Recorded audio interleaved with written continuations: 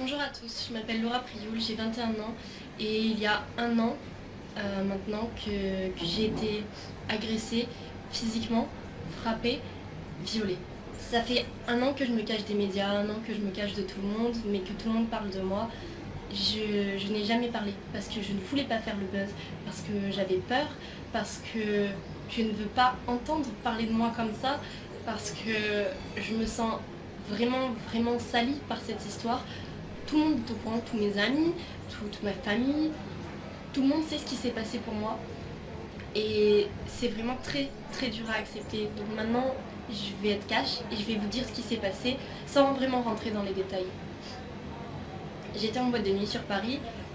Il se trouve que mon agresseur était aussi là. On a passé une super soirée, vraiment très gentil, à m'inviter à sa table, à boire un verre, etc. Je ne buvais que de l'eau. Lui, il buvait de l'alcool, beaucoup d'alcool. Donc par la suite, il me propose d'aller dans une deuxième boîte de nuit. Je me soucie du fait de comment je vais rentrer chez moi. Il me dit qu'il a des chauffeurs privés, qu'il me fera ramener, etc. Donc très bien. On part pour cette deuxième boîte de nuit. Au final, une voiture se gare à côté de nous, des paroles sont échangées en arabe, je n'y comprends strictement rien du tout. Je demande à mon agresseur ce qui se passe et il m'explique qu'on va finir en fait la soirée dans un hôtel, dans l'hôtel de son ami, parce que la boîte de nuit n'est pas très bien. Soit. Étant déjà dans le taxi, envie de continuer à m'amuser avec cette personne, envie de découvrir vraiment qui c'est, etc. J'accepte le fait d'aller dans cet hôtel. Donc on arrive à l'hôtel, nous sommes 4 personnes, une fille, un homme, mon agresseur et moi. Donc dans cet hôtel, nous continuons à faire la fête, à s'amuser, à rigoler, à regarder des vidéos. On a dû quitter la chambre d'hôtel en fait parce qu'on faisait du bruit et il nous a dit oui, dans ma chambre d'hôtel on peut y aller, on peut faire du bruit, j'ai tout l'étage, personne ne nous entendra, alors on peut continuer là-bas. Donc très bien, on décide de tous aller là-bas. Donc je demande à la fille si elle vient et au mec, ils me disent que oui, qu'ils doivent parler avant, qu'ils vont arriver, qu'ils prendront un autre taxi. Donc nous on descend, on prend un premier taxi, on va à l'hôtel, persuadés que les personnes allaient nous rejoindre à l'hôtel pour continuer cette fête, on va dire. J'y vais sereinement. Donc une fois dans la chambre, on met de la musique, on continue à danser, à faire la fête et on était proches et à un moment on s'est tous les deux embrassés en fait. Et il a voulu me rembrasser et j'ai tourné la tête et ça lui a pas plu. Je me suis fait frapper d'un coup et je n'ai pas vraiment compris ce qui se passait sur le moment parce que dans ma tête tout était beau et tout se passait bien. J'ai voulu me défendre et cette personne m'a refrappé, refrappé. Je n'arrivais rien à faire. Rien du tout. Il était vraiment trop fort pour moi, sur moi, à me frapper. Et cette personne a fini par me violer. Donc après m'avoir frappée et violée, je me suis enfermée dans la salle de bain. Il fallait que je retourne dans la chambre parce qu'il y avait mon téléphone, je devais prévenir quelqu'un, je devais appeler quelqu'un, il me fallait de l'aide. Je ne pouvais rien faire et je suis rentrée dans la chambre. Il se trouve qu'il était normal. Il me demandait mais pourquoi tu pleures, pourquoi tu t'es blessé, qu'est-ce que tu as fait, est-ce que tu veux de la glace. Il a appelé pour qu'on m'emmène de la glace. Vraiment très bizarre. Une autre personne complètement. Et du coup je prenais mes affaires doucement, j'essayais de me rhabiller doucement pour pas réveiller la bête en lui on peut dire. Et, et après avoir pris mes affaires, je lui ai regardé dans les yeux et je lui ai dit mais tu es un monstre parce que je devais le dire et c'était vraiment très bizarre comme action on peut dire. Et après lui avoir dit que c'était un monstre, il m'a poussé violemment sur le lit et a arraché mon vêtement qui était vraiment tout arraché, j'étais vraiment sans t-shirt. Il a essayé de me revioler en me touchant.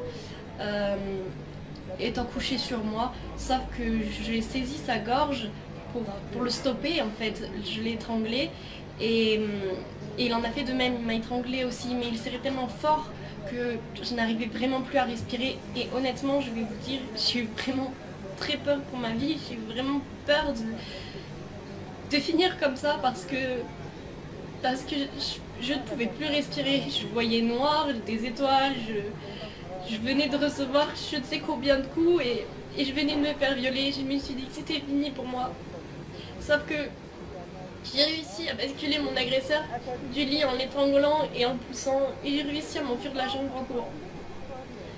Il y a une personne qui m'a aidée dehors. Après, je me suis enfermée avec une femme de ménage dans une chambre qui m'a aidée. Les secours sont venus, la direction de l'hôtel est venue me donner des vêtements, la police est venue. Lui était enfermé dans la chambre, ils l'ont embarqué au poste de police, on m'a embarqué au poste de police, on nous a embarqués au même dans 2 voitures séparées pour pas qu'on se recroise, etc. Arrivé au poste de police, j'ai porté plainte, on va dire, mais ce n'était même pas réfléchi de ma part. Au poste de police, on m'a dit, bah voilà, qu'est-ce qui se passe? J'ai tout dit et j'ai pas eu le temps de réfléchir, de savoir si je voulais porter plainte, si je voulais pas porter plainte, ce que je voulais faire, ce que je voulais pas faire. J'ai pas eu le temps de tout ça. Donc après avoir porté plainte, j'ai été emmenée à l'hôpital pour soigner mes blessures, pour me faire des tests ADN, faire des tests alcoolémie, faire des tests pour la cocaïne, faire toutes sortes de tests. J'y suis allée le jour même, j'y suis retournée le lendemain. J'ai eu un médicament à prendre pendant 1 mois qui me détruisait l'estomac, vraiment pour pas avoir de maladie, etc. Parce que oui, cette personne ne s'est pas protégée, bien évidemment. Quand j'étais chez moi, je me pliais de douleur tellement ce cachet me faisait mal. Et c'était dur. Je n'arrivais pas à le dire à ma mère parce que c'est trop dur de dire quelque chose de tel à sa mère. Ma mère qui a toujours voulu me protéger, qui a toujours voulu me mettre en garde, qui a toujours été là pour moi. Le fait de lui dire, maman, j'ai été frappée, j'ai été violée, c'est juste pas possible pour moi. Je lui ai jamais dit ce qui s'était vraiment passé. Elle a lu toutes mes plaintes, elle sait vraiment tout ce qui se passe dans tous les détails, mais de moi-même, j'y arrive pas. C'est comme ça, c'est trop dur. Donc, quelques jours après être rentrée chez moi, un blogueur a partagé mon nom dans les médias. Et là, j'ai toute ma vie, on peut dire, qui s'est écroulée ce jour-là. Parce que on a commencé à m'insulter. On a commencé à me traiter de tous les noms. On a commencé à me menacer de mort. On a commencé à me menacer de tout ce que vous voulez. On a commencé à me dire vraiment des choses qui blessent. On a commencé à contacter mes grands-parents, à contacter ma mère, à contacter mes amis, savoir qui j'étais, à me contacter, à m'insulter, à me rabaisser, à m'inventer des histoires, à faire énormément de choses comme ça. J'ai eu tellement de menaces. J'ai vu tellement de commentaires sur moi. Je ne voyais aucun commentaire positif me concernant. Énormément de gens parlaient, énormément de gens m'insultaient, mais personne ne me soutenait, à part ma famille et mes amis. Sur internet, je voyais que du noir. Les gens ont commencé à m'appeler, oui, j'ai vu qu'il s'était passé ça, qu'est-ce qui se passe, etc. Je me suis coupée de tout le monde parce que j'y arrivais pas, c'était trop dur que les gens puissent savoir ça sur moi.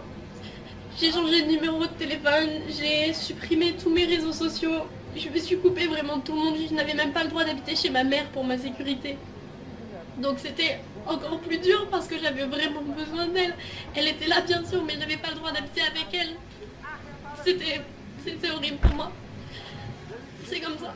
Dans les médias, j'ai pu voir que j'avais refusé la confrontation, alors que non.